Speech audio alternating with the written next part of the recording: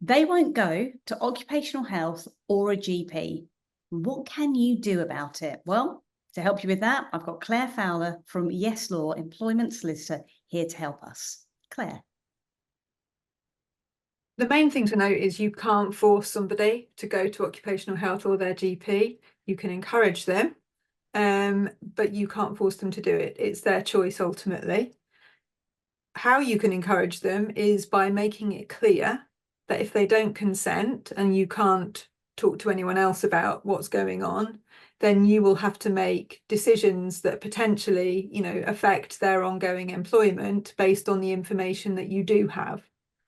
And that might be limited to the amount of absence they've had, whatever it says on their fit notes, and obviously the information that you've received from them, which is always going to be relevant, but it isn't necessarily as authoritative as a medical opinion.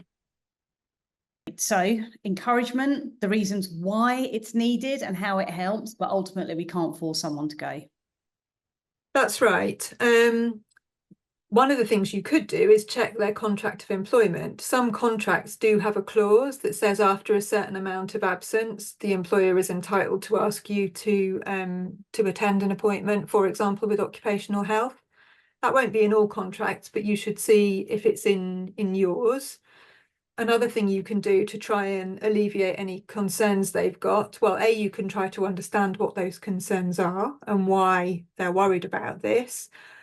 B, you could offer to allow them to see the letter that you're going to write to the GP or the referral that you're going to make to occupational health, potentially even allow them some input into that, because obviously what you get back is only as good as the questions that you ask. So it's probably important for both you and the employee concerned to be happy that you're asking the right questions in the first place. That's great advice. I really like that because it's really practical and it kind of puts you side by side, the manager and the employee in moving this forward. Yeah. Fantastic. Any other gems to share with us today, or does that wrap us up for this top tip?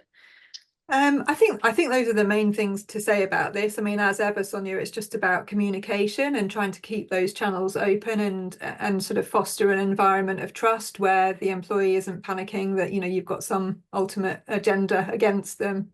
Yeah, I know that's music to my ears, and I know it'll be music to the ears of those who are watching. Thank you so much, Clare. And if you'd like to feel confident in tackling the legal side of managing underperformance in schools, those capability procedures, then do join us at our conference where Clare will be sharing her wisdom, insights and vast knowledge as much as she can within a day.